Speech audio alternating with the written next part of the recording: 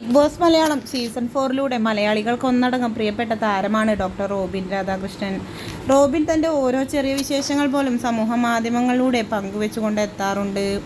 റോബിൻ്റെ വിവാഹത്തിന് ശേഷം ഏറ്റവും ആദ്യത്തെ സർപ്രൈസ് ആയിരുന്നു 2 വർഷം നീണ്ടു നിൽക്കുന്ന ഹണിമൂൺ പാക്കേജ്. ഇരുവരുടെയും ആദ്യ ഡെസ്റ്റിനേഷനായ അസർബൈജാനിൽ ഇരുവരും പോയി വളരെയധികം സന്തോഷത്തോടു കൂടി എൻജോയ് ചെയ്ത് തിരിച്ചു വരികയും എല്ലാം ചെയ്തതായിരുന്നു.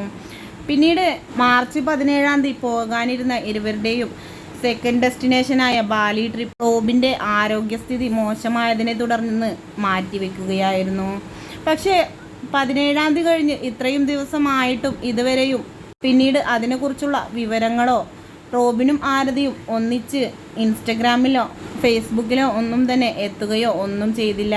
അതുകൊണ്ട് തന്നെ റോബിൻ്റെയും ആരതിയുടെയും ആരാധകർ ഒന്നടങ്കം വളരെയധികം നിരാശയോടുകൂടിയാണിപ്പോൾ ഉള്ളത്.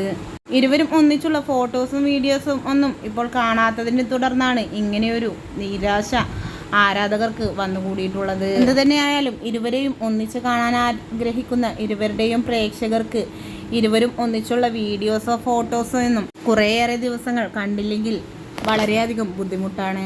അത് നിരവധി പ്രേക്ഷകരാണ് ഇരുവരുടെയും വീഡിയോക്ക് താഴെ കമൻറ്റുകൾ വഴി രേഖപ്പെടുത്താറുള്ളതും.